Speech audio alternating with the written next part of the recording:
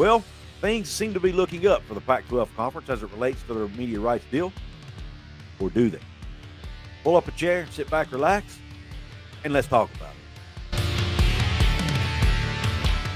What is up, college sports fans, Big 12 fans, and fellow members of Mountaineer Nation? This is Couz. Welcome into another edition of Couz's Corner. Pull that chair up and let me serve you up this shot of top-shelf college football content. On tap today, we are once again talking about conference realignment, conference expansion, but most importantly, the Pac-12 media rights saga that continues. Earlier this week, I'm recording this on May the 18th. Earlier in the week, we saw a report from Brett McMurphy and first from Ross Dellinger, then from Brett McMurphy about the ACC, about 7 schools trying to get out of the granted rights deal potentially. Then we had the ACC spring meetings that were a little bit contentious on the first day, potentially. All the news coming out of that. But buried in all of that was a report that came out on Monday, May the 15th, from a good friend of the show, Jim Williams, Emmy Award-winning producer. He's worked for ESPN. He writes columns for Zinger, for Forbes. But he put this out on his Twitter account. Apple TV Plus remains the frontrunner in the Pac-12 rights deal, but has spoke to 9 potential linear partners. A conference official said, "We can count to 10. We know what our members want, and we will deliver a deal they can all sign off on." Story below. Now, in that story, here's what's written. And I'm assuming Jim wrote this because it says James Williams, but it could be a different James Williams. I don't know, but I'm assuming it's him. But he says, the Pac-12 is confident they will be together for a long time into the future. To quote Mark Twain, "The reports of my death have been greatly exaggerated. Over the past month or so, writers and pundits, myself included, have taken to ponder the future of the Pac-12. So, as your faithful seeker of the truth, or at least how it is being seen, I spoke to a couple of my most trusted sources to see if anything had changed as Pac-12 attempts to strike a new media deal that will keep everyone where they are for the next 5 or 6 years." Disclaimer: the people interviewed in this story wish to see the Pac-12 survive. However, their views are important, and I trust them to be honest. Contact number 1 is an executive with Apple who clearly spoke as an unnamed source. This person has intimate knowledge of the present talks as they are today. "Mr. Williams, where are you in the talks of the new media rights deal?" The Apple TV executive answers, "Apple TV Plus remains comfortable that we remain the strongest option for all of the Pac-12 rights.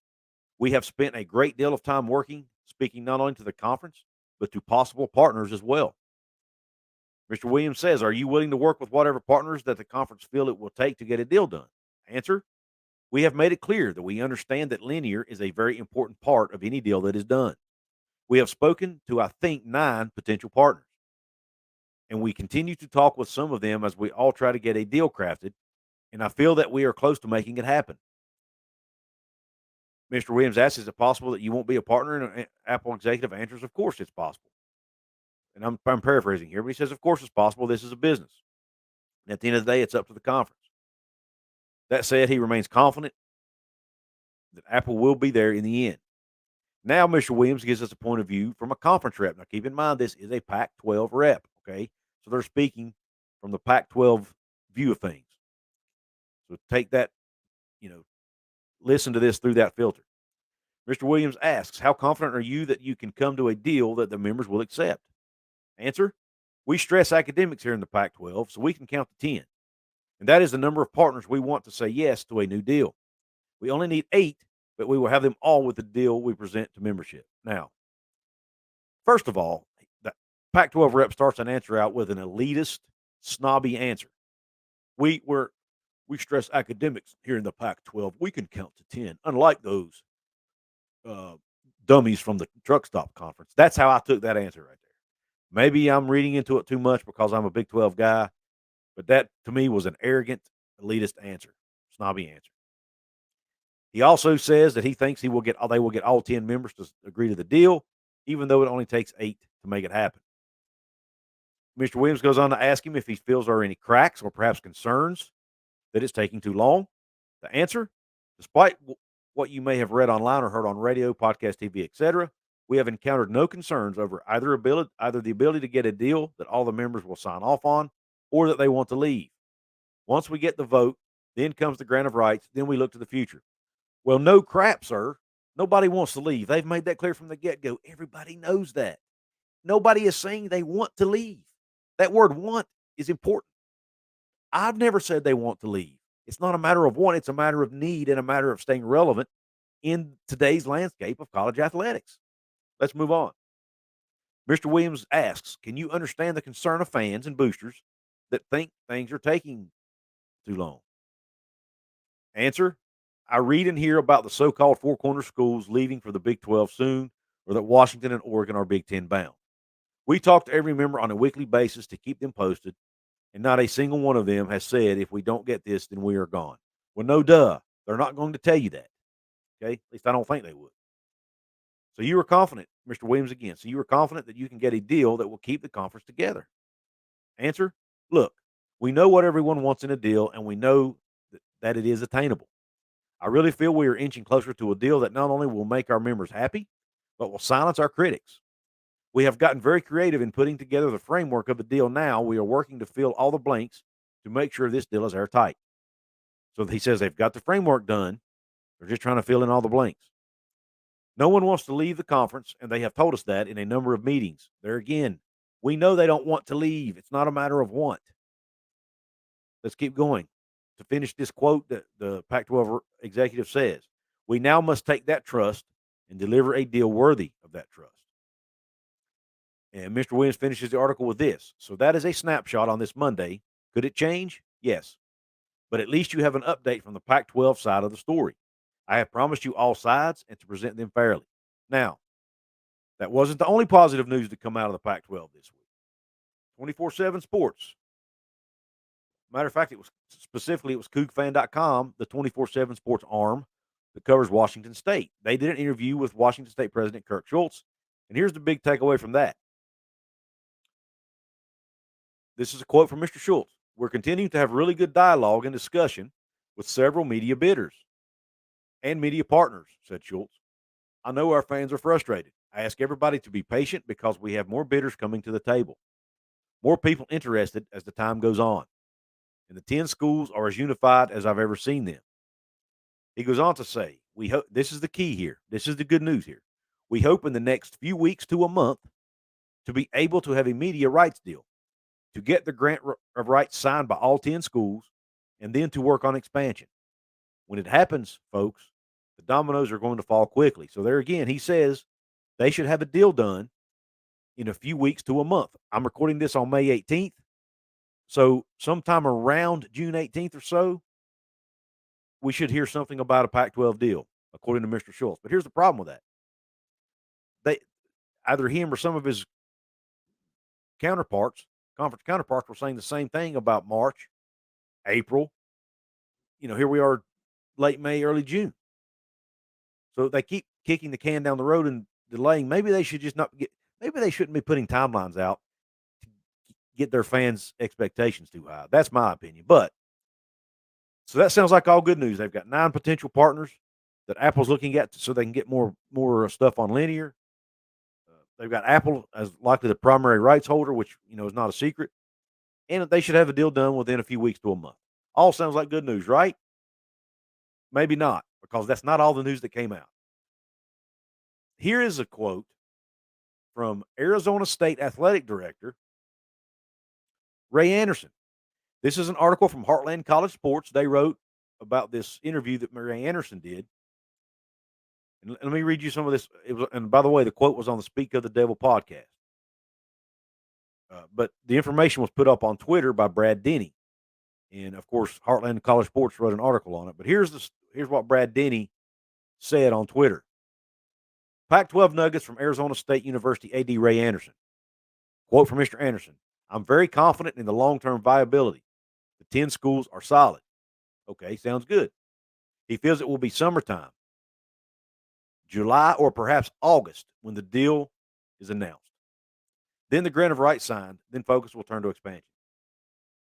Okay, everything in there aligns with what Kirk Schultz said, except one thing.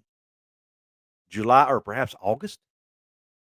Kirk Schultz said a month or a few weeks to a month. That puts us into June. Anderson is saying July or August. They're not even on the same page. So is it July or August, or is it May or June? Well, it was supposed to be April. Well, no, it was supposed to be March. When's it going to be, Pac-12? I mean, this is getting ridiculous, to be honest with you. It's getting comical, a little comical. Anderson also confirmed the conference is at least looking at the prospect of expanding with teams like San Diego State and SMU, and said that the thought of expansion is real and could come quickly. Here's some more tidbits from the interview. On Pac-12 expansion, the notion of potentially looking at expansion makes sense. Mention SDSU and SMU specifically. Is ASU looking elsewhere? Here's Mr. Anderson's answer. There's been no internal talks about other conference homes because we are a solid, important member of the Pac-12. No discussion about other conferences. Only talks have been about conferences whose members want to come to our conference. Now, that's all well and good, and I'm not going to sit here and say Anderson's lying, because he's probably not. Because the Pac-12 Arizona State probably has been, hey, we want to see a deal. We're not leaving. Our loyalties are with the Pac-12. You know why? Because everyone's loyalties are with the Pac-12 until they're not, right? So if you see that deal and it sucks, then I bet Arizona State's not loyal to the Pac-12 anymore. Anyway, so that's a little crack there in the Pac-12 story. You've got Ray Anderson coming out and saying, well, it might be July or August, when Kirk Schultz has said it would be May or June. Okay. Now here's another kicker. Check this out. Jason Shear put this out on his Twitter account as well. A quote. We all know Jason Shear's from the Wildcat Authority, but he put out this quote that came from David Heek, the AD at Arizona, in the spring issue of Arizona's alumni magazine. He was asked, "And what are your hopes for your conference as you move into the new phase?" This is David Heek, the athletic director at Arizona. This is his answer. "I'm not sure how to say it because it might change tomorrow, but we're faced with a new and ever-changing world in conference alignments. Adjustments will have to be made, but I know that we will land in a very good spot. Certainly, the hope, and who knows, whenever you print the result, may be different than the hope, but we'd like to be with the Pac-12 and continue the great tradition of the conference. But if not, there will be a new landscape and a new opportunity for the University of Arizona." I'm going to read that last part again. "We'd like to be with the Pac-12 and continue the great tradition of the conference. But if not, so he's saying there's a possibility they're not, there will be a new landscape and a new opportunity for the University of Arizona. We've been hearing that Arizona and Colorado are the two most likely members to leave. I think this confirms it. You take this along with the fact they can't get none of them are on the same page when it comes to giving a timeline. I think they're just saying things to try to be positive. They're trying to spin this in a positive light when they speak to the media, but it's never positive. I mean, it always comes out looking not positive because they're not on the same page. And the date keeps getting moved further and further and further back. You know, if it's going to take a long time to get a deal done, just come out and say, "Hey, guys, it's going to take us a while. We've got all these intricate things to work out with Apple, who's new to this. There's a lot of details, yada, yada." Tell us that from the get-go. Don't come out and say it's going to be March, then April, then May, then June. Now it's going to be August. I mean, holy crap, guys. And don't forget now, if they want to add San Diego State for the 2024 season, it has to let the Mountain West Conference know by July 1st, or their buyout triples or almost triples. So if they don't do something, if they wait all the way to July or August, they likely won't be adding San Diego State until at least 2025. So that could be a piece of this too. San Diego State might get tired of waiting, and that might give Brett Yormark a chance. If he wants San Diego State, it might give him a chance to go say, "Hey, guys, if you're tired of waiting on the Pac-12, we've got a home for you right here, and we're ready to take you today." Now, I'm not saying the Big 12 is. I'm just saying that could be an option there for San Diego State if the Big 12 wants San Diego State and can add them, and they're additive to the league. Don't know if they are, but I'm sure it's been discussed. So I want to hear your thoughts in the comment section. Couz's Corner family, what do you think about all this news? The different timelines that keep coming out from Pac-12, from inside the Pac-12. Now, this is from administrators now. This is not from Pac-12 media, from fans. It's from administrators. You get good news that they're close to a deal. You get good news that they're talking with 9 different partners. Then you hear it's going to be just a few weeks. Then you hear it's going to be July or August. Then you hear that Arizona's AD has made a statement that, hey, we may not be in the Pac-12. He's leaving the door open that they may not be in the Pac-12. So that is on his mind. So I'm telling you, folks, to me, things are not any better today than they were a month ago or 2 weeks ago. If not, they might even be worse. Because I think that each day that goes by that they don't get a deal gets even worse for this league. Not only harder to keep teams on, but the PR nightmare is just continues to get worse. Now maybe they don't care about that, but you know who probably does? Their recruits and their coaches and their ADs. That's who cares. Okay.